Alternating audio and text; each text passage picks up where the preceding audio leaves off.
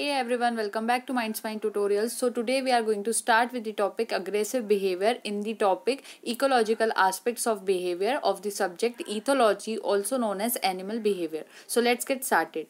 Aggressive behavior के बारे में बात की जाए तो इसमें फर्स्ट पॉइंट कहता है ready to attack is the literal meaning of aggression.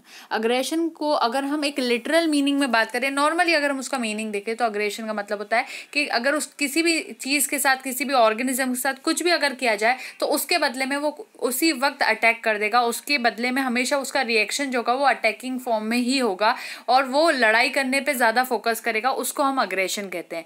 एक तरह से हम उसको गुस्से की तरह भी कह सकते हैं कि जैसे किसी इंसान को हमने थोड़ा सा भी पोक करने की कोशिश करी तो उसका जो बिहेवियर उसके ऊपर निकल कर आएगा वो ये होगा कि वो उस पर लड़ाई झगड़ा ही करेगा और वो अटैक करेगा उसके बदले, ना कि वो उसके ऊपर शांत रहकर या फिर उसको एक नॉर्मल वे के अंदर लेकर लेट गो करेगा. ऐसा नहीं होगा. तो ये होता है अग्रेसिव बिहेवियर का फर्स्ट पॉइंट.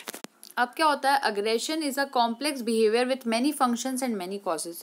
अग्रेशन जो होता है वो एक तरह का कॉम्प्लेक्स बिहेवियर है, सिंपल बिहेवियर नहीं है, ये कॉम्प्लेक्स बिहेवियर है जिसमें बहुत सारे फंक्शंस हो सकते हैं और बहुत सारे कॉजेज हो सकते हैं.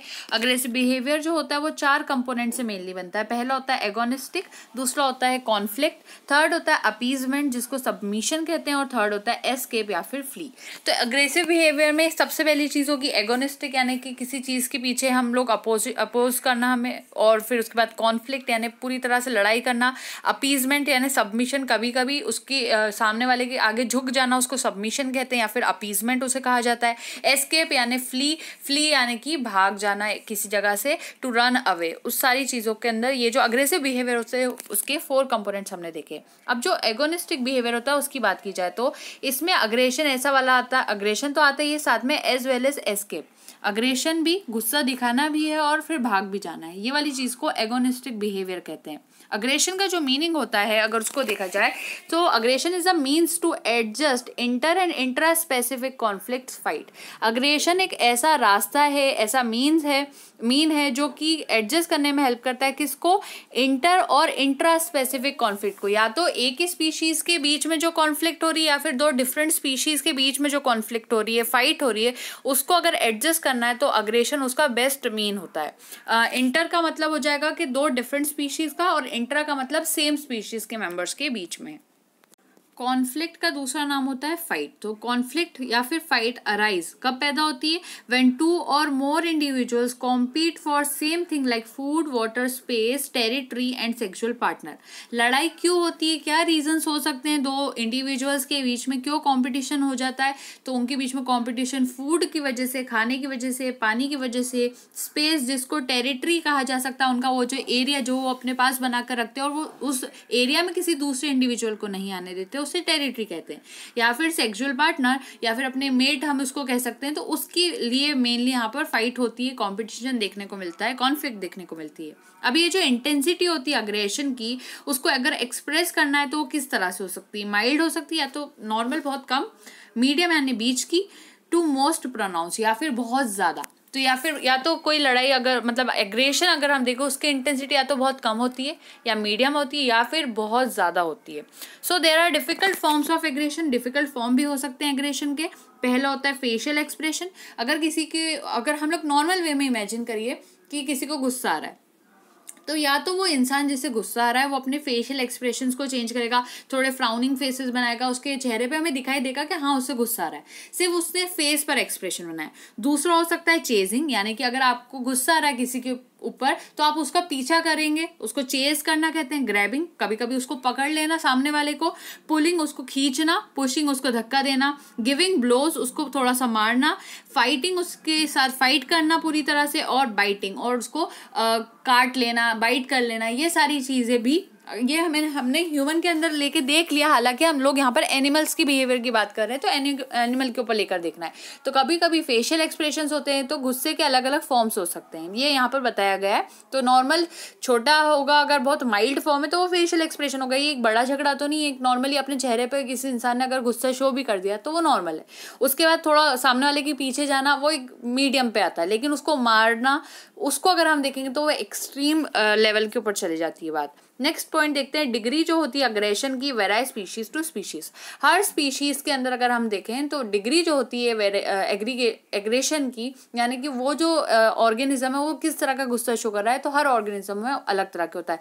किसी ऑर्गेनिज्म को कम गुस्सा आता होगा, किसी ऑर्गेनिज्म को ज्यादा गुस्सा आता होगा, कुछ ऑर्गेनिज्म अलग तरह से रिएक्ट करते हैं, कुछ ऑर्गेनिज्म अलग तरह से रिएक्ट करते हैं। तो ये वाली चीजों को हम डिग्री ऑफ अग्रेशन के अंदर पढ़ते हैं। जो अग्रेशन होता है in both human and non human animals is inevitable. ये जो गुस्से को कह सकते हैं या फिर हम अग्रेशन को अगर देखें तो चाहे कोई ह्यूमन हो या फिर वो नॉन ह्यूमन हो, कोई इंसान हो या फिर वो इंसान ना भी हो, तो भी ये चीज जो अग्रेशन है वो इनएविटेबल है, यानी कभी खत्म होने वाली नहीं है, उनमें रहती है, ये बाय डिफॉल्ट उनमें प्रेजेंट है। Something genetically built in and demanding expression, ऐसी कोई चीज जो कि हम लोगों के अंदर या फिर दूसरा ऑर्गेनिज्म में जो कि इंसान नहीं है, उन सभी के अंदर ये चीज जेनेटिकली बिल्ट इन है। जेनेटिकली बिल्ट इन यानी कि ये ईश्वर की तरफ से हमारे जो जीन्स है, हमारे जो जेनेटिक्स है, उनके अंदर खुद ब खुद उसको प्रेजेंट रखा गया, उसको रख दिया गया, बिल्ट इन है वो हमारे अंदर कि हम लोगों में अग्रेशन होगा।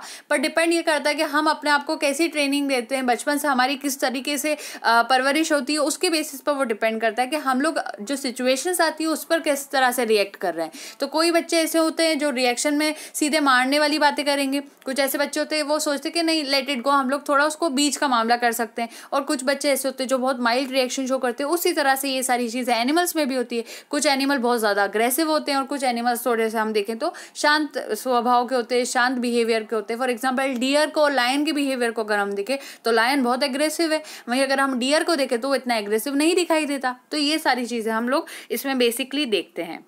दूसरा पॉइंट कहता है कि जो इथोलॉजिस्ट होते हैं, साइकोलॉजिस्ट होते हैं और साइकेट्रिस्ट होते हैं, यानी कि ये जो तीनों होते हैं, इथोलॉजी स्टडी करने वाले, साइकोलॉजी स्टडी करने वाले, साइकेट्रिस्ट जो कि दूसरों की स्टडी भी करेंगे और उनको समझाएंगे भी, ये सारे जो कहना चाहिए प्रोफेशन होते हैं are interested in knowing animal aggression. इन तीनों ही बिहेवियर मतलब कहना चाहिए प्रोफेशन वाले लोगों को एनिमल का जो अग्रेशन होता है उसको स्टडी करना बहुत अच्छा लगता है, because of its possible relevance to human aggressiveness. क्योंकि कहीं ना कहीं ये जो चीज़ होती है वो ह्यूमन जो अग्रेसिवनेस होती है उससे आके जुड़ती है। मेनली साइकेट्रिस्ट और साइकोलॉजिस्ट के पास जाते ही वही लोग हैं जिन्हें जो कहना चाहिए उनकी साइकोलॉजी थोड़ी ठीक करने की जरूरत है, या फिर वो इस जो कहना चाहिए पूरा हमारी जो अर्थ है उस पर सर्वाइव नहीं कर पा रहे प्रॉपर वे में, उन्हें किसी की हेल्प की जरूरत है जिससे कि उनको एक पॉजिटिव लाइट मिले उनकी लाइफ को जीने के लिए। ये सारी जो चीजें हैं वो समझने के लिए हम लोगों को साइकोलॉजिस्ट के पास या फिर साइकेट्रिस्ट के पास जाना होता है। कभी कभी जो इंसान खुद से अगर अपने आप को नहीं समझा पाते, उनको लगातार डिप्रेसिंग अगर लगता है, तो उन लोगों को जाने की जरूरत पड़ती है।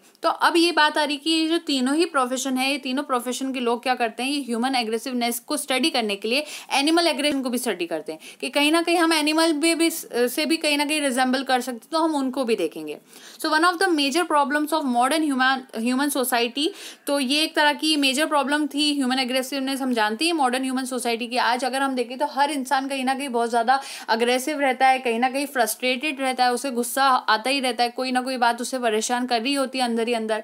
तो ये सारी चीज़ों की वजह से ये स्टडी करना ज़रूरी होती है। इस बारे में जिन्होंने हमें बताया था उनका नाम तो ग्रोएबल एंड हिंड, जो कि 1989 की बात थी। ग्रोएबल और हिंड ने 1989 में इस बारे में हमें बताया था। अब हम देख लेते हैं फॉर्म्स ऑफ अग्रेसिव बिहेवियर को। So now we can list the forms of aggression in the following way. अब जो अग्रेशन है उसको किस तरीके से पढ़ सकते हैं हम, हमारे पास 8 तरह के फॉर्म्स होते हैं, 8। तो हम लोग ये पूरी 8 की लाइन देखते हैं। सबसे पहली वाली जो है वो है टेरिटोरियल।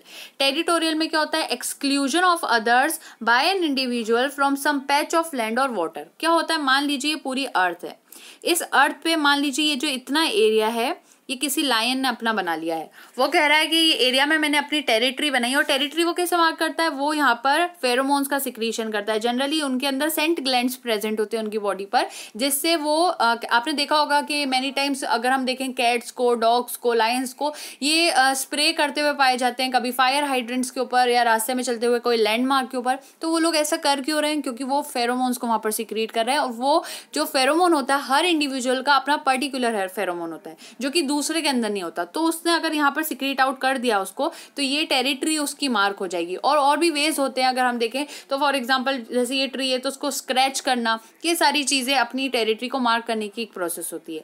तो ये जो टेरिटरी है इसको बनाना, इसको कहते हैं टेरिटोरियल अग्रेसिव बिहेवियर। एक तरह का अग्रेसिव बिहेवियर का टाइप होता है जिसको हम टेरिटोरियल कहते हैं।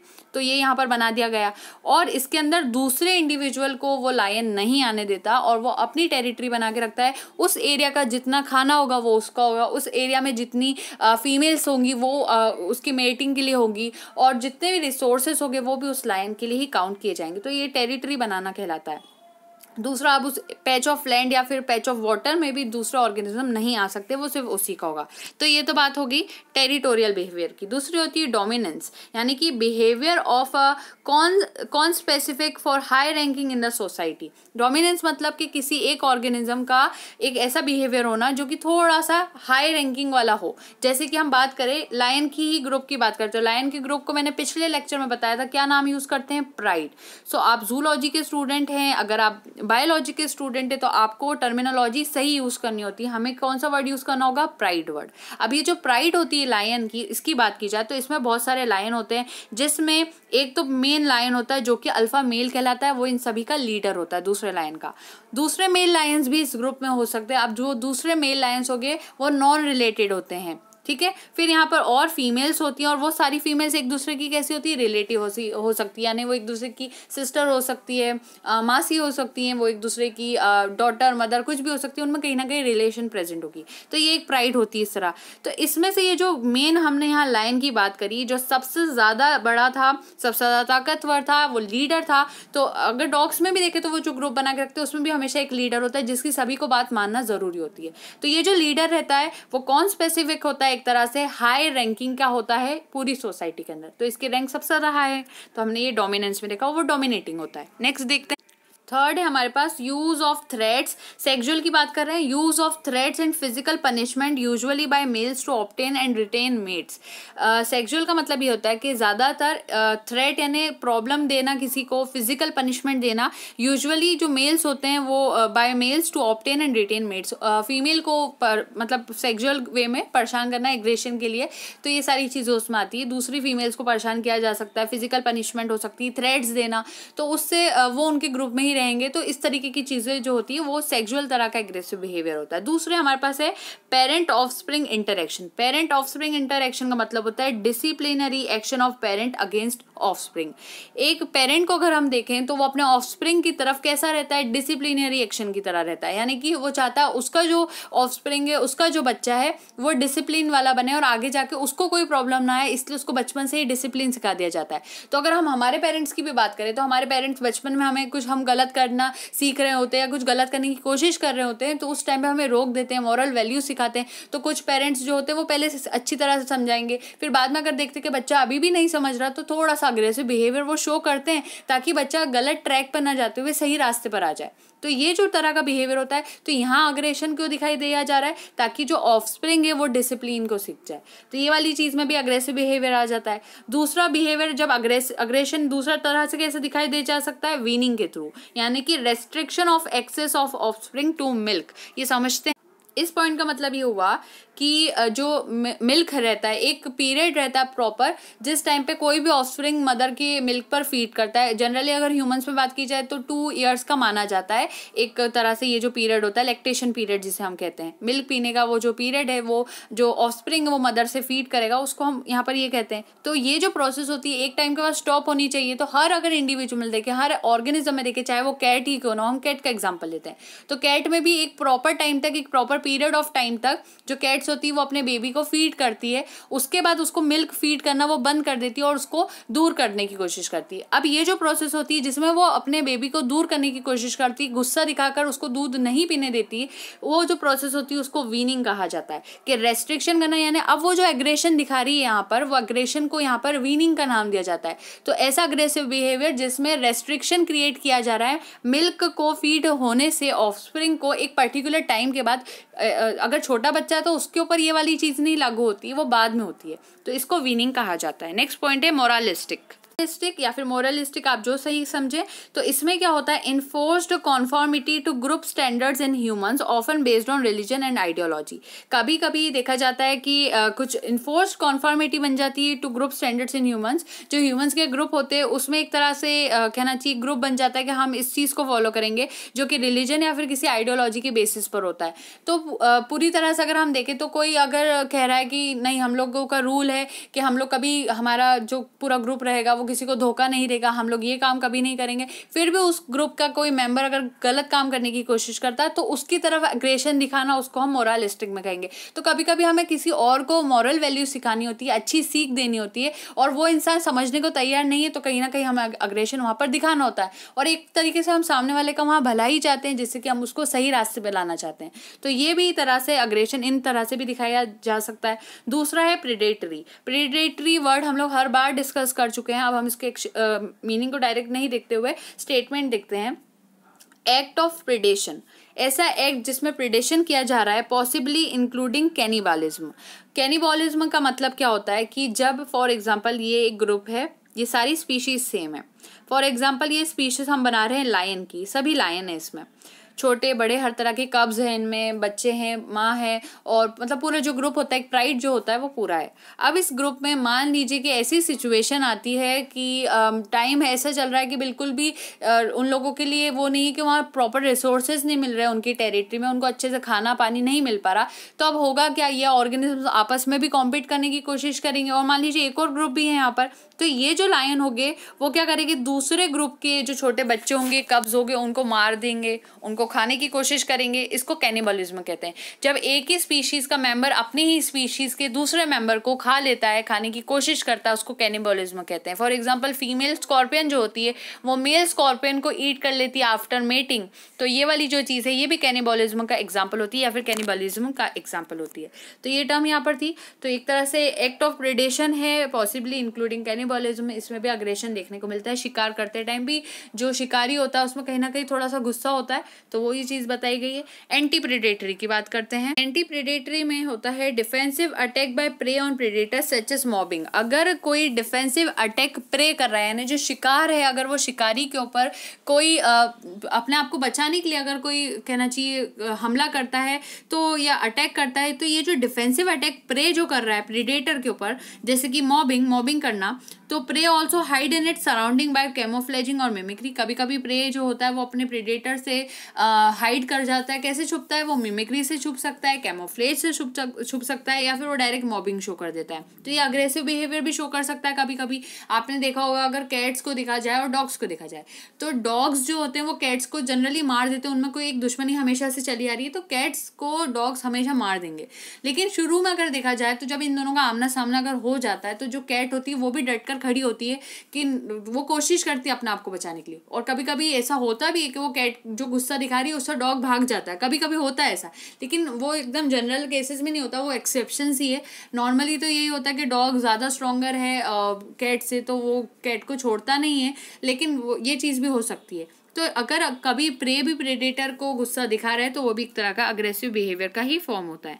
नेक्स्ट है हमारे पास फैक्टर्स अफेक्टिंग अग्रेशन। दो तरह के फैक्टर्स होते हैं जो कि अग्रेशन को अफेक्ट करते हैं। एक तरह से ये फैक्टर है, ये दो तरह से डिवाइड हो रहे हैं, इंटरनल और एक्सटर्नल। इंटरनल में लिम्बिक सिस्टम, हॉर्मोन्स और जेनेटिक कंट्रोल आ जाते हैं। इधर आता है learning and experience, pain and frustration, isolation, xenophobia, crowding, breeding and feeding, और लास्ट है डोमिनेंस।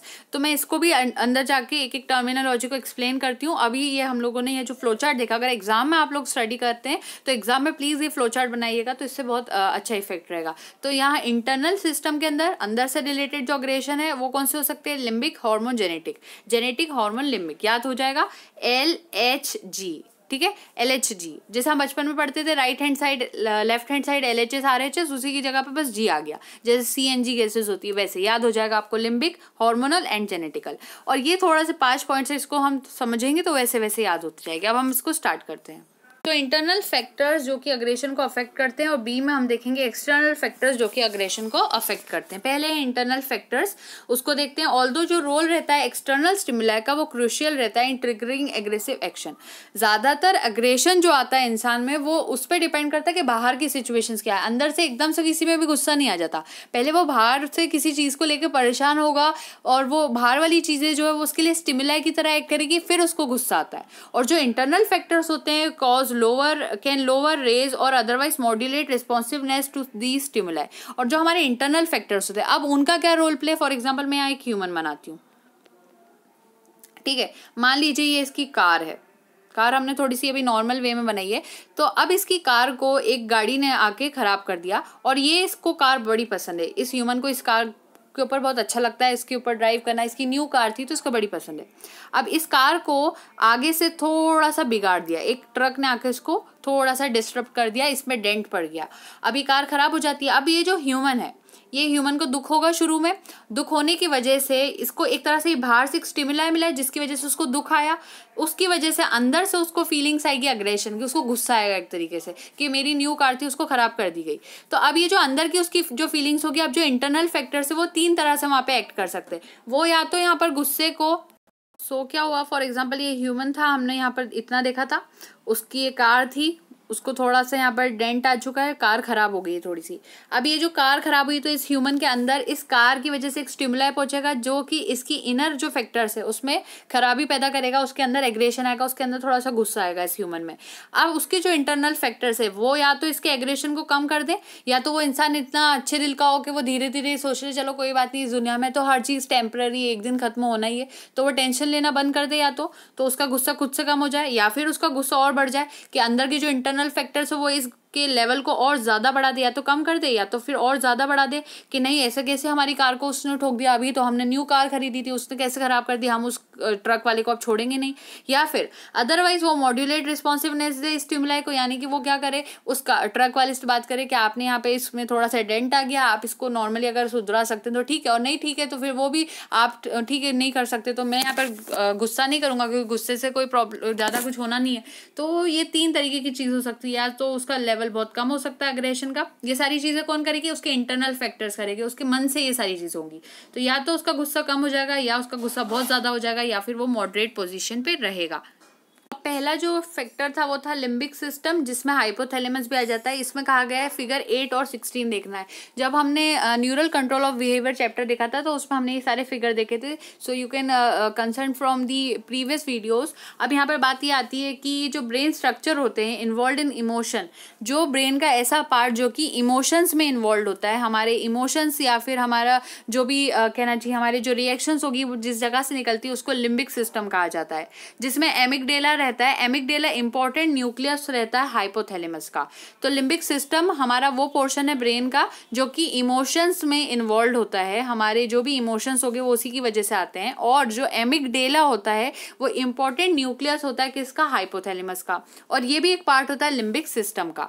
अब बात क्या हो रही है, it is a miniature almond shaped structure, एक बादाम के शेप का छोटा सा स्ट्रक्चर होता है, बादाम का स्ट्रक्चर जैसा इसका साइज होता है। And it is placed inside the interior region of the temporal lobe. जो टेम्पोरल लोब होगी उस टेम्पोरल लोब के अंदर ये मिनिएचर छोटा सा आमंड शेप का स्ट्रक्चर पाया जाता है, जिसके हम एमिगडेला की बात कर रहे हैं। ये क्या करता है, it connects with the hippocampus, ये कहीं ना कहीं हिप्पोकैम्पस के साथ ज्वाइन होता है, अनकस के साथ, सेप्टम पेलुसिडम के साथ, and the median dorsal nucleus of the thalamus के साथ। ये जो कनेक्शंस होते हैं make it possible for the amygdala to play its role on the control of activities on fear, rage and aggression. ये सारे जो कनेक्शंस हमने अभी यहाँ पर देखे, इन कनेक्शंस की वजह से क्या होता है कि जो एमिगडेला है, एमिगडेला के ऊपर शुरू से हमें फोकस रखना है। ये जो एमिगडेला है इसीलिए इस एमिगडेला के लिए पॉसिबल हो जाता है कि वो सारी एक्टिविटीज़ को कंट्रोल करे, जैसे कि गुस्सा, डर, या फिर हम कह सकते हैं अग्रेशन, या फिर किसी चीज़ से खराब फीलिंग आना। तो ये वाली जो चीज़ है उसको सब कंट्रोल करने का जो राइट है वो सब एमिगडेला के पास है। और एमिगडेला ये सब इसीलिए कर पाता है क्योंकि उसके कनेक्शंस किसके साथ साथ है, सेप्टम पेलुसिडम, मीडियन डोर्सल न्यूक्लियस के साथ, हिप्पोकैम्पस के साथ, अनकस के साथ, और वो टेम्पोरल लोब के अंदर लोकेटेड।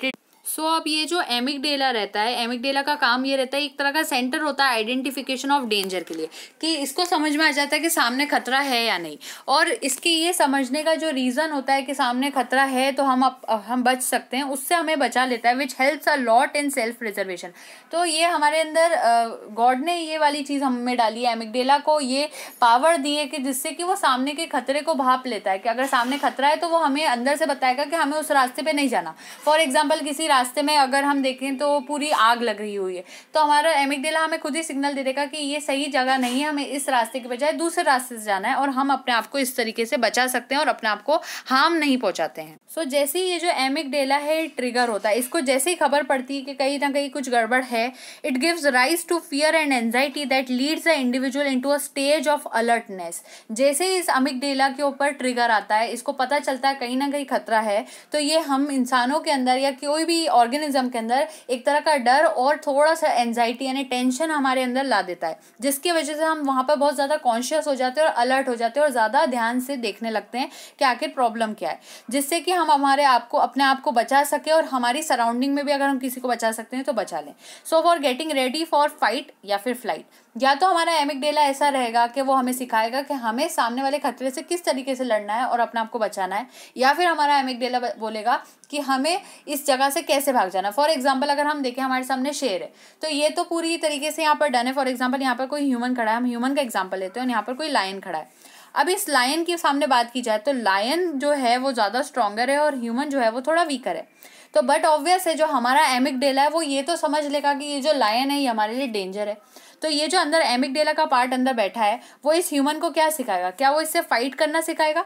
अगर कोई ऑप्शन नहीं बचता तो हाँ वो उसको फाइट करना सिखाएगा कि चलो इस लाइन से लड़ो, अगर कुछ नहीं ऑप्शन बचता। लेकिन मान लीजिए अगर इस ह्यूमन के पास बहुत सारा रास्ता है जिससे वो भाग जा सकता है वहाँ से और इस लाइन से बच भी जा सकता है, तो एमिगडेला उसको सिखाएगा कि यहाँ से फ्लाइट कर जाओ, यहाँ से भाग जाओ, बजाय कि इस लाइन से लड़ाई करो। तो ये वाली चीज़ें होती है एमिगडेला के ऊपर, वो सारी चीज़ें डिपेंडेंट रहती है। अब जो इलेक्ट्रिकल स्टिमुलस रहता है एमिगडेला का वो एलिसिट करता है वायलेंट बिहेवियर को।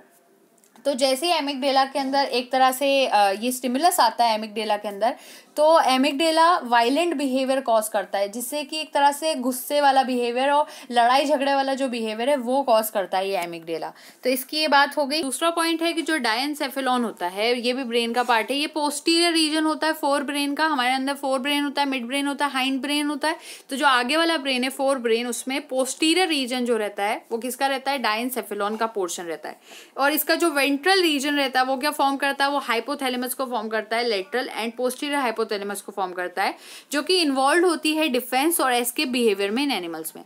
तो एनिमल के अंदर अगर डिफेंस का जो प्रोसेस रहती है अपने आप को बचाने की या फिर किसी खतरे से भाग जाने की, ये सारी चीजें इन डायनसेफेलॉन पार्ट जो है पोस्टीरियर रीजन फोर ब्रेन का और जो वेंट्रल रीजन होता है उससे रिलेटेड रहता है। अब नेक्स्ट पॉइंट है फॉर एग्जाम्पल। अब एग्जाम्पल लेते हैं, अगर कोई इलेक्ट्रिकल स्टिमुलेशन रहता है कैट्स के अंदर of the ventromedial nucleus of hypothalamus, अगर वेंट्रोमीडियल न्यूक्लियस है हाइपोथैलेमस का कैट्स के अंदर, उसके ऊपर कोई इलेक्ट्रिकल स्टिमुलेशन आता है मान लीजिए, तो होता क्या है? It produces growling, hissing. For example अगर कैट को अगर हम देखें, अगर उसका बिहेवियर आप देखिएगा, कोई भी वाइल्ड टाइप की कैट है, जंगली टाइप की बिल्ली है, आप उसके सामने वो नॉर्मली आपसे डोमेस्टिकेटेड नहीं है, तो आप उसके आगे अगर उसको हाथ लगाने की कोशिश करेंगे तो उसके अंदर उसके दिमाग में एक तरह का इलेक्ट्रिकल स्टिमुलेशन पैदा होगा, जिस वजह से वो ग्राउलिंग करेगी, थोड़ा सा घुर्राएगी, हिसिंग करेगी, हिस करने की प्रोसेस, और अटैकिंग बिहेवियर शो करेगी। अपने क्लॉज से, अपने जो उसके जो पंजे होते हैं उससे आपको मारने की कोशिश करेगी, या दूसरा ह्यूमन जो उसको परेशान करने की कोशिश कर रहा है वो उसको मारेगी।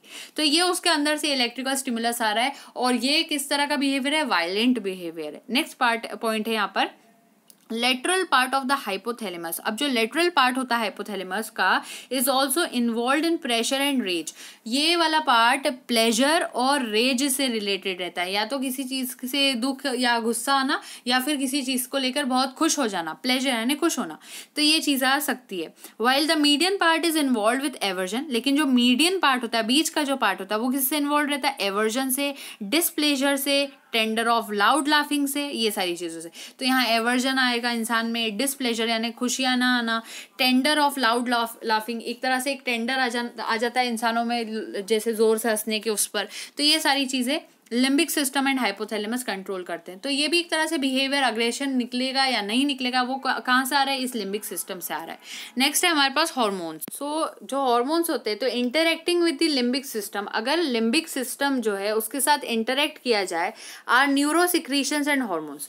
तो interacting with the limbic system are neuro secretion and hormones. जो एपिनेफ्रीन होता है जिसका नाम एड्रीनलिन होता है और जो नॉर एपिनेफ्रीन होता है जिसका दूसरा नाम नॉर एड्रीनलिन होता है, ये दोनों ही चीजें किससे रिलेटेड होती है? अग्रेशन से। हमारी बॉडी में ये दोनों हार्मोन प्रेजेंट होते हैं, एक होता है एड्रीनलिन और दूसरा होता है नॉर एड्रीनलिन।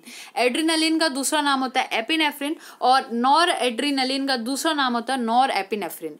ये जो दोनों ही सब्सटेंसेस है किससे रिलेटेड रहते हैं? अग्रेशन से, गुस्से से रिलेटेड होते हैं। और ये जो सब्सटेंसेस होते हैं सच एज डोपामिन भी एक सब्सटेंस होता है, एक सेरोटोनिन, ये भी एक तरह का हार्मोन होता है। ये डोपामिन और सेरोटोनिन जो दोनों ही चीज होती है वो एक्ट करती है और ये भी अग्रेसिवनेस को अफेक्ट कर सकती है। तो मेनली हमने यहाँ पर 4 नेम देखे हैं, adrenaline, nor adrenaline, dopamine and serotonin. ये चारों ही चीजें कहीं ना कहीं एग्रेसिवनेस को अफेक्ट करेगी। जो फंक्शन होता है हार्मोन का is to fine tune the aggressive behaviour. जो मेन फंक्शन है हार्मोन का वो ये है कि हम बिहेवियर, जो हमारा अग्रेशन वाला बिहेवियर आ रहा है, उसको फाइनली ट्यून कर दें। तो इसको एक्सप्लेन करने के लिए हमारे पास 3 लेवल्स ऑफ कंट्रोल होते हैं। पहला होता है androgen, estrogen and luteinising hormone prepare the animal to face stress and raise the level of aggressiveness. ये जो हार्मोन्स है, कौन से? एंड्रोजन जो कि मेल हार्मोन है, एस्ट्रोजन फीमेल हार्मोन है, एंड ल्यूटिनाइजिंग हार्मोन अगेन जो कि फीमेल हार्मोन है। तो ये जो तीनों ही हार्मोन्स है, इसकी वजह से जो एनिमल है या कोई ह्यूमन है, ऑर्गेनिज्म है जो भी, तो उसमें क्या आएगा, उसमें वो ताकत आएगी जिससे कि वो स्ट्रेस को, जो उसके सामने स्ट्रेस आ रहा है, टेंशन आ रहा है, उसको फेस कर सके, उसका सामना कर सके, और उसके अंदर इस जो एग्रेशन का लेवल है वो भी बढ़ जाता है। तो अगर ये तीनों हार्मोन्स बॉडी में प्रेजेंट है प्रॉपर वे में, तो इससे क्या होगा, अग्रेसिवनेस बढ़ेगी, गुस्सा ज्यादा आएगा। सो हम लोग देखते हैं जो नॉर्मली साइकिल होती है, फीमेल साइकिल्स भी, तो उनमें भी जिस टाइम पे estrogen luteinising hormone levels high होते हैं तो लेवल ऑफ अग्रेसिवनेस भी उनमें चेंज होता है। सो ये जो मूड स्विंग्स वगैरह रहते हैं वो इन्हीं हार्मोन्स की वजह से फीमेल्स में देखने को मिल जाते हैं। दूसरा पॉइंट है quick response toward stress is made by epinephrine and norepinephrine. एकदम से अगर किसी के सामने डॉग आ जाए, लायन आ जाए, तो वो जो क्विक रिस्पॉन्स उसकी बॉडी में आता है, वो क्यों आता है? क्योंकि उसकी बॉडी में ये दोनों हार्मोन सिक्रीट होता है। आप देखते हैं अगर एकदम से किसी के सामने कोई टेंशन की चीज आ गई और डेंजर उसको दिखाई देता है, तो ये दोनों हार्मोन उस टाइम पे उसके अंदर रिलीज होते हैं, जिसके अंदर उसके अंदर जो सोचने की क्षमता आती है वो बिल्कुल अलग होती है उस टाइम पे। तो वो क्विक रिस्पॉन्स दे पाता है कि अब हमें क्या करना है, and they prepare body physiologically for fight और एस्केप। और हमारी बॉडी को ये जो दोनों हार्मोन्स है ये पूरी तरीके से ऐसा बना देते हैं कि या तो हम उस खतरे से लड़ेंगे, या लड़ नहीं सकते तो हम वहां से भागने की पूरी कोशिश करेंगे और अपने आप को बचाएंगे। तो ये जो हार्मोन्स है एपिनेफ्रिन और नॉरएपिनेफ्रिन, ये दोनों हार्मोन्स क्विक रिस्पॉन्स पैदा करते हैं किसी भी ह्यूमन के अंदर। दूसरे हैं थर्ड एड्रिनल कॉर्टिकोस्टेरॉइड्स। ये हार्मोन्स जो होते हैं, या फिर ये जो एड्रिनल कॉर्टिकोस्टेरॉइड्स जो होते हैं, ये क्या करते हैं, ये स्लो और स्टेडी रिस्पॉन्स पैदा करते हैं स्ट्रेस की तरफ। यानी मान लीजिए कोई सामने डेंजर आया है, उस डेंजर को देखकर धीरे धीरे हम लोग अब क्या करना है, क्या सोचना है, हमारे पास सोचने का टाइम है, तो ये हार्मोन उसके अंदर हेल्प करते हैं। तो 3 तरह से हम लोग स्ट्रेस के साथ डील करते हैं। या तो एंड्रोजन, एस्ट्रोजन या फिर ल्यूटिनाइजिंग हार्मोन है, LH है, तो ये तो हमें क्या करेगा, इससे हम स्ट्रेस को फेस कर सकते हैं और अग्रेशन हमें भर देता है कि हमें लड़ना है कैसे भी करके, हमें गुस्सा भर देता है। फिर एपिनेफ्रिन और एपिनेफ्रिन हमें क्विक रिस्पॉन्स पैदा करता है। एड्रिनल कॉर्टिकोस्टेरॉइड्स हमें स्लो और स्टेडी रिस्पॉन्स देता है टुवर्ड्स स्ट्रेस। हम धीरे धीरे स्लोली और स्टेडीली अपने अगले जो स्टेप्स होते हैं उनको काउंट करते हैं। तो ये वाली चीजें यहाँ पर आ जाती है। ये जो अग्रेसिव डिस्प्लेज होते हैं, अगर इनका एग्जाम्पल लें, हम लोग यहाँ पर एक एग्जाम्पल की बात करते हैं, तो जनरली जो कहना चाहिए मेल्स होते हैं, अग्रेशन उनमें जो ब्रीडिंग टाइम आता है, ब्रीडिंग सीजन आता है, तो जिसमें वो रिप्रोडक्शन परफॉर्म करते हैं, उस सीजन के टाइम पे अग्रेशन डिस्प्लेज जो होते हैं वो मेल्स के अंदर बहुत ज़्यादा हाई होते हैं। और ये जो अग्रेशन है वो क्यों आता है ब्रीडिंग सीजन की टाइम पर किसी मेल में? क्योंकि उनके अंदर इंक्रीज्ड लेवल ऑफ टेस्टोस्टेरोन हो जाता है ब्लड के अंदर। तो जो मेल्स का ब्लड होता है उसमें टेस्टोस्टेरोन हार्मोन का लेवल हाई हो जाता है, जिसकी वजह से उनमें एग्रेसिवनेस आ जाती है during the breeding season. Aggressiveness जो होती है वो एलिमिनेट की जा सकती है by the method of castration. अगर किसी एनिमल का या किसी भी ऑर्गेनिज्म का कैस्ट्रेशन कर दिया जाए, यानी उसकी जो रिप्रोडक्टिव ऑर्गन्स है, दैट इज द टेस्टिस, अगर उनका रिमूवल कर दिया जाए तो उस प्रोसेस को कैस्ट्रेशन कहते हैं। अगर कैस्ट्रेशन हो जाएगा तो जो रिप्रोडक्टिव ऑर्गन है जिसकी वजह से टेस्टोस्टेरोन जो हार्मोन था वो बन रहा था, वो बनना बंद हो जाएगा, तो उस एनिमल के अंदर अग्रेशन भी खत्म हो जाएगा। और इसको या तो फिर अगर आप कैस्ट्रेशन नहीं करते किसी एनिमल में, तो उसकी वजह बदले अगर देखा जाए तो वहाँ पर इंड्यूसिंग की जा सकती है कुछ इंजेक्शंस के थ्रू, यानी कि उसमें कुछ इंजेक्शंस लगाए जाएंगे जो कि मेल गोनेडल हार्मोन के होंगे इनवर्टिब्रेट्स। तो इस तरीके से भी उसको एलिमिनेट किया जा सकता है उसके एग्रेशन को। दूसरी बात, अगर अब हम फीमेल्स में देखते हैं ये चीज़ को, अगर फीमेल्स में देखेंगे तो क्या होगा, जो फीमेल सेक्स हार्मोन्स होते हैं ऑल्सो इंक्रीज एग्रेसिवनेस। फीमेल में भी ये एग्रेसिवनेस बढ़ जाती है। एग्रेसिवनेस जो होती है वो इंक्रीज करती है in species in which the females come to dominate the male as the breeding season advances. जो एग्रेसिवनेस है स्पीशीज के अंदर वो इस तरह से आती है in which the female comes to, जिसमें फीमेल इसलिए आती है कि वो डोमिनेट कर सके मेल के ऊपर। इसको ब्रीडिंग सीजन में जैसे वो एडवांस होने लगता है उस टाइम की बात कह सकते हैं। So the effects of hormone must be meditated by the brain. तो यहाँ पर भी जो इफेक्ट है हार्मोन का, वो ब्रेन मेडिटेट करता है। एंडोजीनस फैक्टर्स जो हो सकते हैं अंदर के, और इंटरनल फैक्टर्स, एंडोजीनस का मतलब होता है अंदर का फैक्टर, और जो एक्सोजीनस होता है उसका मतलब होता है एक्सटर्नल फैक्टर्स। तो जो एंडोजीनस फैक्टर्स होते हैं वो भी मॉडिफाई करते हैं एग्रेशन को। फाइटिंग जो होती है वो become more frequent among most animals when they are hungry. जब कोई भी एनिमल ज़्यादातर हंग्री होता है, भूखा होता है, उस टाइम पर उसके अंदर फाइटिंग जो होती है वो ज़्यादा फ्रीक्वेंट हो जाती है। इंक्रीज्ड फाइटिंग जो होती है, अब ये जो ज़्यादा फाइटिंग करने की प्रोसेस होती है अमंग स्टार्व्ड एनिमल्स, जो भूखे एनिमल है, जिन्हें भूख लग रही है बहुत बुरी तरह से, तो ऐसे एनिमल्स में जो फाइटिंग होती है वो बहुत ज़्यादा देखी जाती है। और ये जो चीज़ थी, इस हाइपोथेसिस को सपोर्ट किया गया था that the frustration is the source of motivation for aggressive behaviour. Frustration जो होता है वो एक तरह का सोर्स है मोटिवेशन का, किसके लिए? अग्रेसिव बिहेवियर के लिए। तो अगर किसी के अंदर एक चिड़चिड़ापन और अच्छा ना लगना किसी चीज़ का, अगर वो चीज़ आएगी तो उसके बाद जो चीज़ आएगी नेक्स्ट वो यही होगी कि उसको गुस्सा आ जाएगा, उसके अंदर अग्रेशन बढ़ जाएगा। फॉर एग्जाम्पल, अगर कोई इंसान अपने मन से परेशान है और बाहर से किसी और इंसान ने उसका कुछ गलत कर दिया, तो फिर तो पक्के सी जो सामने वाला इंसान है उसकी शामत आ जानी, उसके ऊपर पूरा इस अंदर भरा हुआ जो इसके अंदर फ्रस्ट्रेशन था वो अग्रेशन की फॉर्म में उस वाले सामने वाले इंसान के आगे निकल जाएगा। लेकिन हमें ऐसा नहीं करना चाहिए। यही हम समझते हैं कि हमें हमारे अंदर, अगर साइकोलॉजी को भी देखें, साइकेट्रिस्ट को भी देखें, तो वो भी यही सिखाते हैं कि हमें हमारे अंदर के फ्रस्ट्रेशन को अंदर ही खत्म कर देना है, ना कि बाहर निकाल के उसको और बढ़ा देना है। तो यही चीज़ हमें समझनी होती है। फ्रस्ट्रेशन जो होता है अगर उसको मैं डिफाइन करूं तो वो किस तरह होगा? Interference with the occurrence of an instigated goal response at its proper time. ऐसा इंटरफेरेंस जो कि बीच में आने की रुकावट, जो कि किसके साथ आती है? Occurrence of an, with the occurrence, किसके साथ आ रही है रुकावट? With the occurrence of an instigated goal. एक हमारा इंस्टिगेटेड गोल होता है, उसके शुरुआत में एक इंटरफेरेंस आ जाना, या फिर उसके रिस्पॉन्स के टाइम पे एक प्रॉपर टाइम पे आ जाना, अगर रुकावट आ जाना, तो उसको हम कहते हैं फ्रस्ट्रेशन। जो हम चाहते हैं वो हमारे साथ होता नहीं है, तो वो फ्रस्ट्रेशन को क्रिएट करता है। फ्रस्ट्रेशन से अगर देखा जाए तो बाद में अग्रेशन आता है। तो हर इंसान में जनरली फ्रस्ट्रेशन आता है। ये मान लीजिए हमें इतने मार्क्स चाहिए थे, वो आए नहीं, हमें गुस्सा आ रहा है और हम लोग दूसरों पे निकाल देंगे, वो अग्रेशन हो जाएगा। तो इस सब में कॉमनली होता है, बस कंट्रोल करना, हमें इसको सीखना होता है हमारे अंदर, और हमें एक पॉजिटिव वाइब्स को क्रिएट करना होता है हमारे आसपास। नेक्स्ट है हमारे पास genetic control. Most important internal fashion को अफेक्ट कर सकता है वो होता है genetic makeup of the individual. जो हमारे जेनेटिक्स होते हैं अंदर से, जो हमारा जेनेटिक मेकअप होता है वो भी बहुत हद तक अग्रेशन को इंटरनली अफेक्ट करता है। फॉर एग्जांपल, किसी के देखा जाता है कि फैमिली में देखा जाए अगर, तो पूरी फैमिली में खुद से कहा जाता है कि ये हमारी फैमिली में गुस्सा सबको ज़्यादा आता है, ऐसा कहा जाता है बहुत बार। तो वो जेनेटिकली उनके अंदर बिल्ट इन रहता है कि हर छोटी से छोटी बात पर गुस्सा आ जाना। और कुछ लोग ऐसे होते हैं जिन्हें छोटी छोटी बातों पर गुस्सा नहीं आता, बड़ी बातों पर भी गुस्सा नहीं आता, वो मतलब नॉर्मल रहते, इजी टेकिंग लोग रहते। तो ये होता है जेनेटिक कंट्रोल का base. External factors affecting aggression. अब बाहर के जो फैक्टर्स जो कि अग्रेशन को अफेक्ट करेंगे, तो जो रोल होता है एक्सोजीनस फैक्टर्स का, अभी हमने बात की एक्सोजीनस का मतलब होता है एक्सटर्नल। तो ये जो फैक्टर्स होते हैं बाहर वाले वो क्रूशियल होते हैं ट्रिगरिंग एग्रेशन। इनकी वजह से ही कहीं ना कहीं जो अग्रेशन होता है वो ट्रिगर होता है। Certain external stimuli greatly increase aggressive behaviour. कुछ बाहर के ऐसे फैक्टर्स है जो जिसकी वजह से बहुत ज़्यादा अग्रेशन हमें भर जाता है।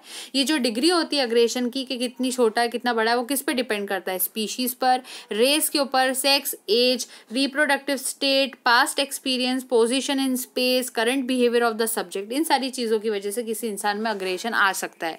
अब दूसरी बात है लर्निंग एंड अब यहाँ पर है learning and experience. Previous experience can produce semi permanent changes in the expression of agonistic behaviour. जो हमारे प्रीवियस एक्सपीरियंसेस रहते हैं उसकी वजह से भी कहीं ना कहीं हमें ये एगोनिस्टिक बिहेवियर का जो एक्सप्रेशन है उसके अंदर चेंजेस आ सकते हैं। स्कॉट नाम के साइंटिस्ट थे, 1975-1976 की बात थी। Has emphasised the role of experience and learning in shaping aggressive behaviour. इन्होंने हमें ये बताया कि जो रोल होता है एक्सपीरियंस का और लर्निंग का वो क्या रहता है शेपिंग एग्रेसिव बिहेवियर का। बचपन से हमने जिस तरह की कंडीशंस देखी होती है उसके बेसिस पर हमारा एग्रेसिव बिहेवियर बनता है। या तो हम लोग बचपन से इतने पॉजिटिव बनते हैं, हमें हर चीज़ में अच्छा ही सिखाया जाता है कि नहीं हमें इसके बदले भी अच्छा ही करना है, तो हम लोग बचपन से हमारा माइंड इस तरह से अगर बड़ा होता है तो उसके अंदर ये चीज़ आ जाती है कि हम अग्रेसिव बिहेवियर को किस तरह से टैकल कर रहे हैं वो हम पर आ जाता है। उन्होंने यही बारे में बताया कि हमारे जो पुराने एक्सपीरियंसेस और हमारी जो लर्निंग है वो पूरी तरह से डिपेंडेंट है इस बिहेवियर को कंट्रोल करने में। He emphasise the role of early experience and learning in compositing the aggressive. उन्होंने यही रोल बताया एक्सपीरियंस और लर्निंग का जो कि एग्रेसिव बिहेवियर को He suggests that one of the most important control of agonistic behavior is passive inhibition. उन्होंने ये भी बताया कि जो most important control होता है किसी भी agonistic behavior का वो ये होता है कि passive inhibition. बचपन से ही हम अगर देखें तो अगर agonistic behavior किसी में रहता है तो उस पर एक passive inhibition रोक लगा देता है, तो वो चीज़ होती है जो यहाँ कंट्रोल करती है. दूसरा है हमारे पास एक्सटर्नल फैक्टर का pain and frustration. Pain and frustration बाहर की वजह से भी इंसान में कहना चाहिए अग्रेशन कॉज करते हैं. फॉर एग्जांपल बहुत सारे डायरेक्ट कॉजेस होते हैं अग्रेशन के जो कि पेन एंड फ्रस्ट्रेशन कॉज करेंगे. पेन के अंदर देखते हैं सबसे पहले जो नॉक्शियस स्टिमुलाई होता है, जैसे कि फूट में शॉक लग जाना, टेल पिंचेस, अगर हम लोग अभी एनिमल्स की बात कर रहे हैं, टेल में पिंच कर जाना, विंड नॉइसेस, जो तेज़ हवाएं चलती है उसकी आवाज़ सुनना, इंटेंस हीट, ज़्यादा गर्मी लगना, कॉज एग्रेसिव बिहेवियर. इन सारी चीज़ों की वजह से किसी इंसान में एग्रेसिव बिहेवियर आता है. तो ये पेन क्रिएट करा. किसी को अच्छी तेज़ हवाएं चलना पसंद नहीं आती, किसी को ज़्यादा गर्मी पसंद नहीं आती, इस वजह से उसमें चिड़चिड़ाहट आती है और उसके बाद उसमें गुस्सा आता है, एग्रेसिव बिहेवियर आता है. तो इस बारे में जिन्होंने बताया था वो थे अल्रिच, हचिनसन और एजरिन. 1965 की बात थी. अगर आपको यहाँ क्वालिटी क्लियरली नहीं दिखाई दे रही होगी तो साइड में 3 डॉट्स रहते हैं, उनको क्लियर करके सेटिंग में जाकर हम लोग हमारी क्वालिटी को चेंज कर हाई क्वालिटी में इसको देखेंगे तो सब कुछ क्लियरली दिखाई देता है. नेक्स्ट है फ्रस्ट्रेशन. अब इसको चेक करते हैं. Researchers have explored the frustration aggression connection in humans. जो रिसर्चर्स हैं उन्होंने फ्रस्ट्रेशन और एग्रेशन के बीच का जो कनेक्शन है ह्यूमन में उसको अच्छे से एक्सप्लोर किया. और इसमें उन्होंने क्या देखा, उनके एक एक्सपेरिमेंट में उन्होंने ये करा कि children were allowed to view in a room. तो जो चिल्ड्रन थे उनको क्या करा, एक रूम दे दिया गया, उस रूम में उनको व्यू करने को कहा जिसमें पूरी तरह से टॉयज भरे हुए थे, but denied them access to it. लेकिन इन टॉयज को चिल्ड्रन जो है उनको कहा, ये चिल्ड्रन है, मान लो बहुत सारे यहाँ पर बना देते हैं हम लोग, तो इन चिल्ड्रन को कहा कि आप ये रूम जाके देखो, इस रूम में आप जा सकते हो, लेकिन इस रूम में बहुत सारे टॉयज भी है, लेकिन आपका रूल ये है कि आप इन टॉयज को हाथ नहीं लगा सकते हो.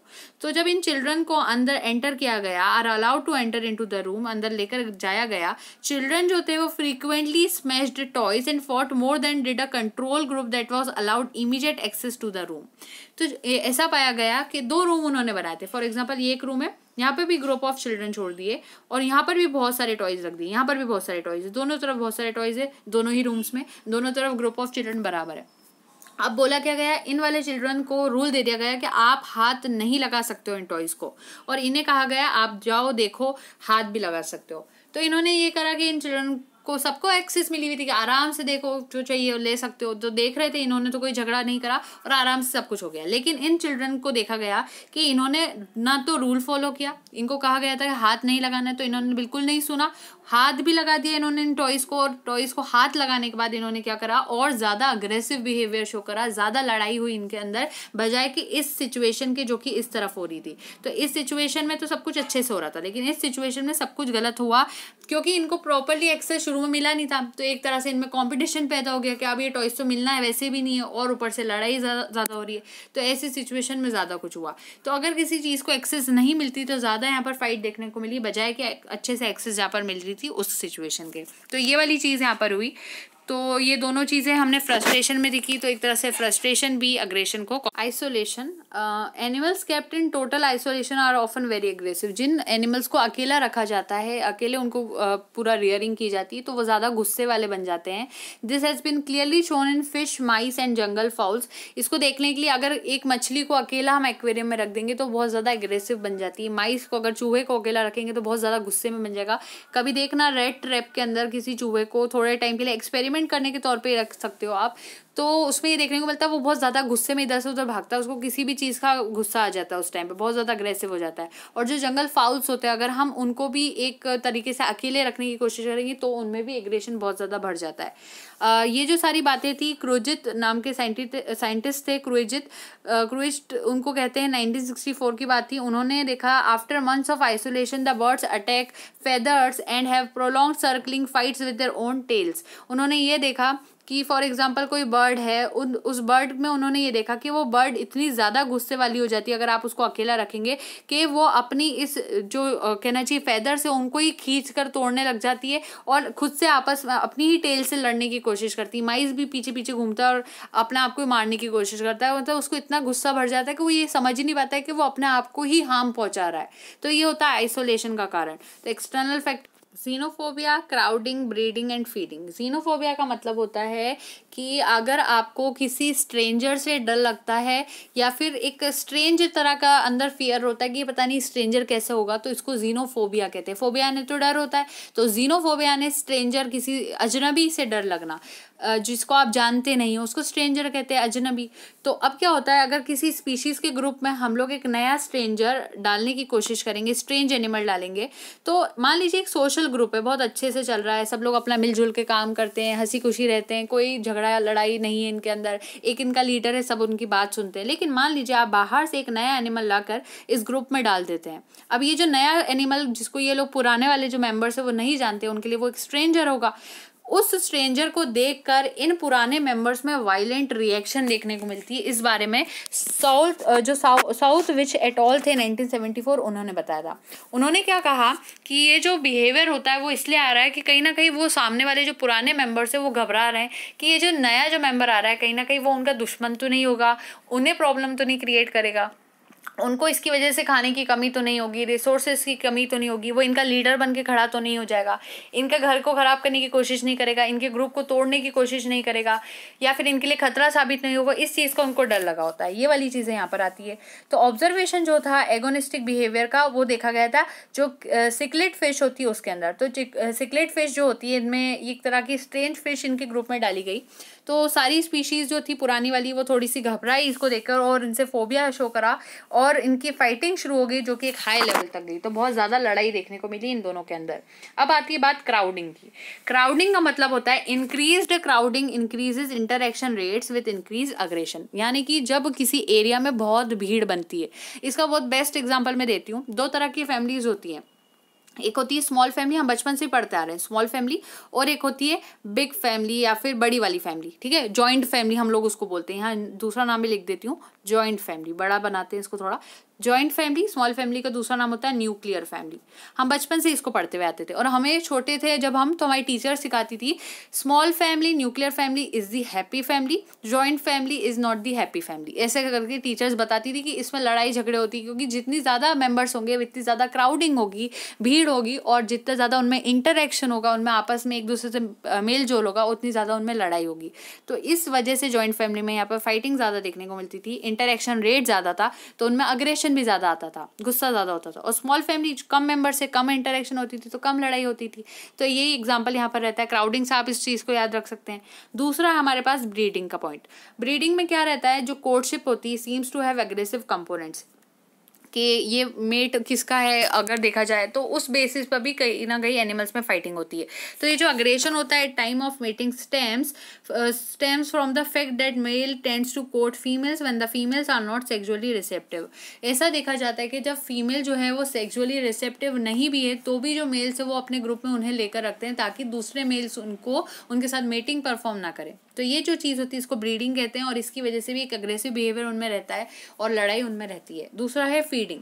फीडिंग का मतलब जो होता है हम जानते हैं खाना खाना, और इसके बारे में एल्ब्रेक्ट नाम के साइंटिस्ट ने, स्पेलिंग कह देती हूँ यहाँ पर, ALBRECHT, तो 1966 की बात थी, उन्होंने प्रपोज किया था इसके बारे में। उन्होंने कहा जो प्रेडेटरी और अग्रेसिव बिहेवियर होता है, शिकार करना और गुस्से का बिहेवियर, ऑल्दो फंक्शनली डिस्टिंक्ट, ये दोनों बिहेवियर एक दूसरे से अलग होते हैं, लेकिन ये कहीं ना कहीं एक दूसरे से लिंक्ड होते हैं एक ऐसे मैनर में जिसकी वजह से मोटिवेशनल समेशन अकर करता है। तो ये वाली चीज़ थी कि ये दोनों चीज़ें जो है प्रेडेशन और अग्रेशन, इसकी वजह से एक मोटिवेशन समेशन उनमें आ जाता है और फीडिंग की जाती है। तो ये सारी बातें हमने जो सोशल एनिमल्स होते हैं वो कहीं ना कहीं अपने सिग्नल्स ऐसे देते हैं अपने मैसेज को कन्वे करने के लिए, सोशल डोमिनेंस शो करने के लिए। जैसे कि बबून जो होता है, आप यहाँ देख सकते हैं बबून का फोटो है। बबून बेयर्स हिज टीथ, वो अपने दांत को दिखाता है, आप देखें डायग्राम में, and screams in an unmistakable show of aggression, एक अजीब तरीके से चीखता है। आप देखेंगे डिस्कवरी के अंदर बहुत बार दिखाया जाता है, तो वो चीखता है उसका गुस्सा दिखाने के लिए। तो ये एक सिग्नल होता है जो कि अलाउ करता है him to establish and maintain dominance, इससे वो अपना डोमिनेंस मेंटेन कर पाता है। सो कम्युनिकेटिंग डोमिनेंस का मतलब होता है वो सोशल एनिमल्स मतलब एक तरह से वो अपना डोमिनेंस शो करने के लिए कम्युनिकेशन करते हैं। अगर कोई एनिमल है वो अपना डोमिनेंस दिखाना चाहता है कि मैं सबसे ज़्यादा डोमिनेटिंग हूँ, तो वो एक तरह का कम्युनिकेशन शो करेगा।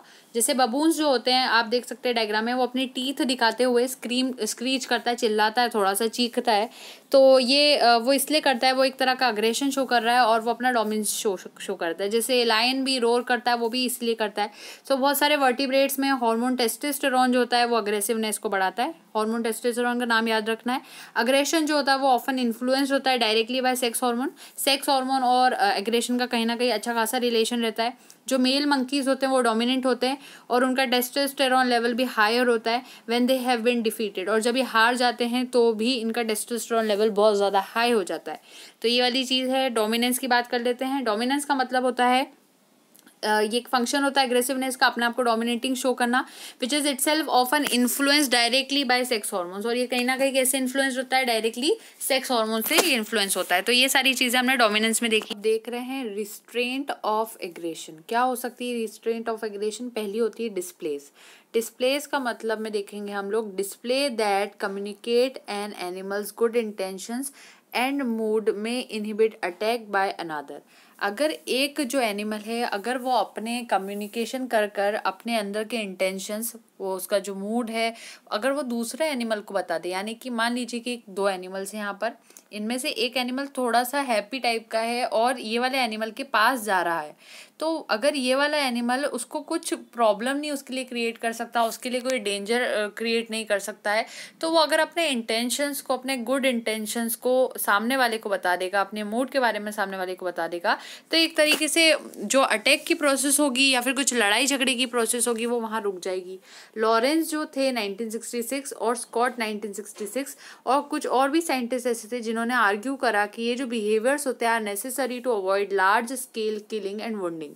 तो अगर हम प्रॉपर वे में डिस्प्ले कर दे सामने वाले को कि हमारे इंटेंशंस जो भी हैं अच्छे हैं और हमारा मूड बुरा नहीं है, तो जो आगे की प्रॉब्लम्स हो सकती है वो वहाँ पर बचाई जा सकती है। किलिंग और वुंडिंग को हम वहाँ पर प्रिवेंट कर सकते हैं, रोक सकते हैं, ये सारी चीज़ें वहाँ पर आ। दूसरा हमारे पास है इवोल्यूशनरी मॉडल। थ्योरी जो थी ऑर्गेनिक इवोल्यूशन की, उसको देने वाले साइंटिस्ट चार्ल्स डार्विन थे। उन्होंने इम्प्लाई किया जो नेचुरल सिलेक्शन होता है वो ऑपरेट करता है after struggle for existence at the group और स्पीशीज लेवल। अगर हम ग्रुप लेवल पे या फिर स्पीशीज लेवल पर देखें तो चार्ल्स डार्विन की जो नेचुरल सिलेक्शन की थ्योरी होती है वो कहीं ना कहीं वहाँ पर ऑपरेट करती है। टिम्बरगन 1951 pointed out that ritualized contest would reduce the risk of injury। जो टिम्बरगन थे उन्होंने ये बताया कि अगर कोई कॉन्टेस्ट हो रहा है और वो रिचुअलाइज्ड प्रॉपर वे में होगा तो उससे जो रिस्क ऑफ इंजुरी होगी वो कम हो जाएगी। Ritualised combat are of advantage to individuals as well as groups. अगर आप किसी रिचुअल को फॉलो करते हुए, रूल्स और रेगुलेशन को फॉलो करते हुए कोई वार करेंगे, कॉम्बैट करेंगे, अगर एनिमल्स की बात करें हम लोग, तो अगर इस तरह से होगा तो वहाँ पर वो जो रिस्क होता है किसी एक मतलब ऑर्गेनिज्म पे इंजुरी होने का, वो बहुत कुछ कम हो जाता है। तो यहाँ पर रिचुअल्स को फॉलो करना होता है। So what ever may be the evolutionary origin, तो अगर देखा जाए तो कुछ भी अगर इवोल्यूशनरी ओरिजिन भी रहा तो भी जो रिचुअलाइजेशन होता है एगोनिस्टिक डिस्प्ले का into contest rather than struggle has occurred in practically all species with social behaviour. तो ये वाली चीज़ यहाँ पर देखने को मिलती है। दूसरा पॉइंट यहाँ पर कह रहा है रिलेवेंस फॉर ह्यूमन्स। कंट्रोल जो रहता है एग्रेशन का इन एनिमल्स, ये जो गुस्से का कंट्रोल एनिमल्स करते हैं, इनका एक तरह का स्पेशल रेलिवेंस होता है फॉर ह्यूमंस। ह्यूमंस से भी कहीं ना कहीं ये एक तरह से रिलेटेड होता है। ह्यूमंस जो रहते हैं become violent but they have few harmless outlets for aggression. Humans भी बहुत ज़्यादा वायलेंट, गुस्से वाले हो जाते हैं कभी कभी बार, लेकिन ये जो ह्यूमंस होते हैं इनमें हम लोगों में अगर हम बात करें तो हमें कुछ एक हार्मलेस आउटलेट्स भी होते हैं एग्रेशन के। ज़रूरी नहीं कि हमेशा एग्रेशन आएगा तो ह्यूमंस जो होंगे वो मारने के ऊपर या फिर किलिंग करने के ऊपर ही उतर कर आएंगे, ऐसा कुछ भी नहीं होता। बल्कि जो ह्यूमंस होते हैं उनके वायलेंट जो मोड होते हैं वो कभी कभी कम हार्मलेस भी हो सकते हैं। यानी कि वो कभी कभी फेशियल एक्सप्रेशन से अपना एग्रेशन शो कर सकते हैं या दूसरी चीज़ों से भी, या फिर अपने कुछ कहकर अपने कम्युनिकेशन के थ्रू भी अपना एग्रेशन शो कर सकते हैं। दूसरा पॉइंट जो लॉरेंस थे उन्होंने कहा that if aggression is inevitable, अगर लॉरेंस की बात मानी जाए तो वो कहते थे अगर एग्रेशन इनएविटेबल है यानी बिना रोका जाने वाला है, then we must find harmless ways to prevent it. अगर किसी इंसान को या किसी ऑर्गेनिज्म को लगता है कि एग्रेशन तो उसमें आकर ही रहेगा, तो उसको कुछ ऐसे वेज अपने अंदर ढूंढना चाहिए जिससे कि वो कम गुस्सा करे, अपने एग्रेशन को कम कर ले, और ये हार्मलेस चीज़ें जो इंसान कर बैठता है गुस्से के अंदर उसको कम कर दे। तो ये जो प्रोसेस होती है ऑफ रिलीजिंग स्ट्रॉन्ग, तो ये जो प्रोसेस होती है जिसमें स्ट्रॉन्ग फीलिंग को रिलीज किया जाता है थ्रू स्पोर्ट इवेंट और ड्रामा और other artistic activities as a way of providing relief from anger and violence.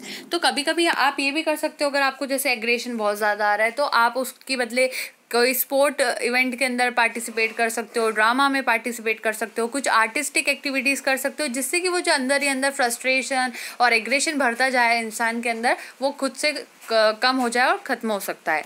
दूसरा पॉइंट हमारे पास है social disorganisation. One cause of aggression seems to be social disorganisation. एक कॉज सोशल डिसऑर्गेनाइजेशन भी होता है एग्रेशन का।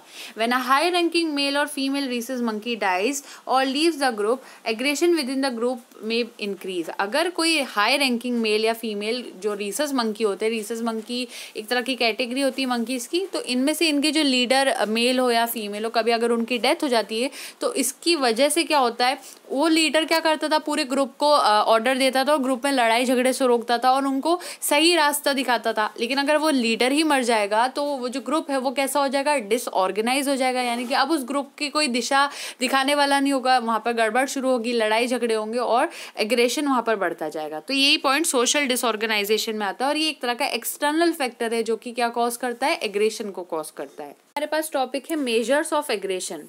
तो विल्स 1970 जो थे शोड दैट इन स्टिकलबैक एक तरह की फिश होती है, even if the rival male is removed after being attacked, the remaining male continues in such that a high rate state of aggression. मान लीजिए कि दो मछलियां हैं और मछली का नाम होता है स्टिकलबैक फिश, कभी कभी 3 स्पाइंड स्टिकलबैक फिश भी होती है।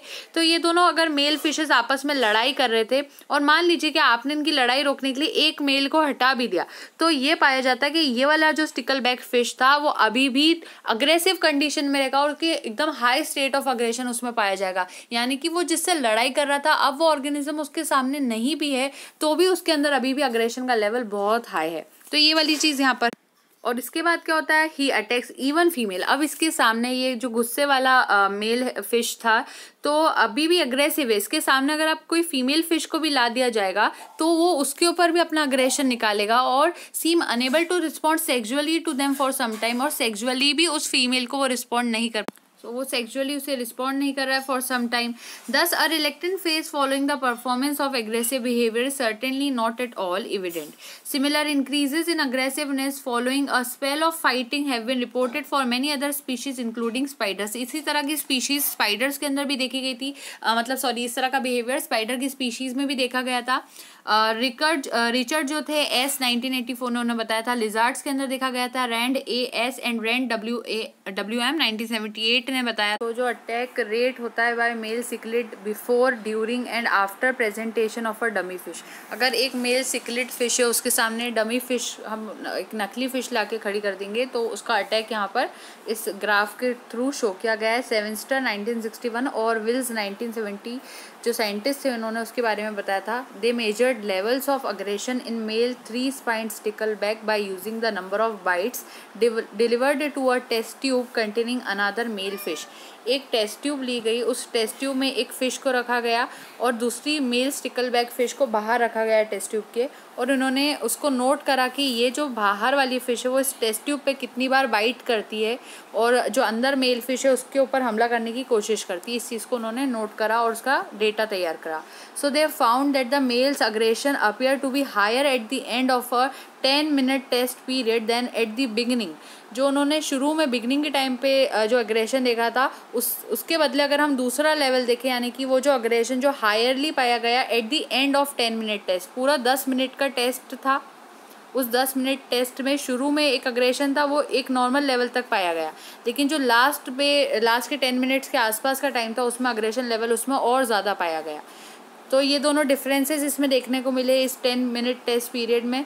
That is performing aggressive behaviour resulted in an increase in the tendency to fight, यानी कि अग्रेशन धीरे धीरे उस मछली को फाइटिंग की तरफ लेकर गया ताकि वो लड़ाई करे और उस मेल फिश को उस पर मार सके।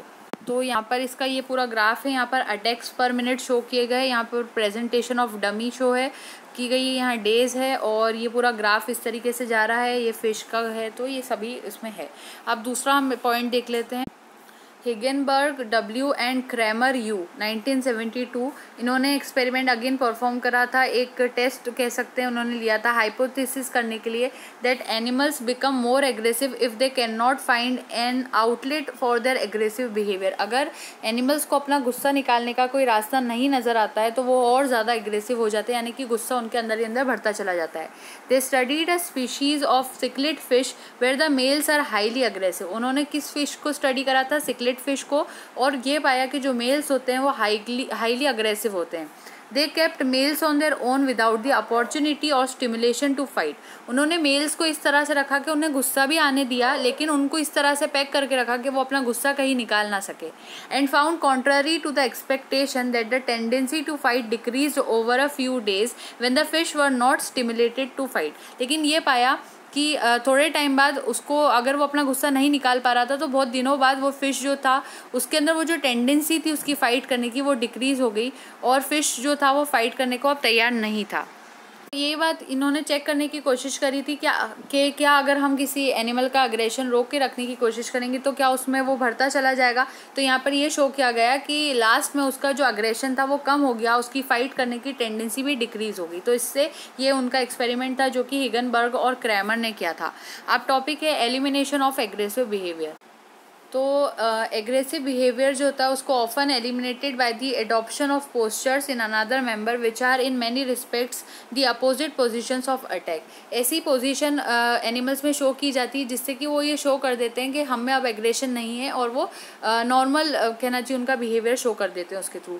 तो submissive animals expose some vulnerable part of the body, immobility और विड्रॉल में eliminate aggression in another member. तो इस तरीके के पोस्चर्स एनिमल्स में रहते हैं जिससे वो ये सामने वाले को कम्युनिकेट कर देते हैं जिससे कि एग्रेसिव बिहेवियर उनमें नहीं है और वो एलिमिनेशन ऑफ एग्रेसिव बिहेवियर में देखा जाता है। तो यहाँ पोस्टर्स शोन है अलग अलग तरह के बर्ड्स के, हम देख सकते हैं। और ये गर्ल्स जो होते हैं एक तरह की बर्ड होती है, तो अग्रेसिव बिहेवियर वो नहीं शो कर रही, उसके लिए वो अपोनेंट को शो करती, कुछ इस तरीके से कम्युनिकेट करके बताती कि वो अग्रेसिव नहीं है। तो पहला है हंच्ड पोस्चर, और हंच पोस्चर किसका देख रहे हैं हम? यंग हेरिल गर्ल का। दूसरा है ब्लैक हेडेड गर्ल, आप देख सकते हैं इसका जो हेड वो ब्लैक कलर का है। फिर है kitty wake often offer neutral gift presentation of food. इसमें क्या होता है, ये एक तरह से गिफ्ट के तौर पर फूड सामने वाले ओपोनेंट को ऑफर करते हैं और ये शो कर देते हैं कि हमें गुस्सा नहीं आ रहा।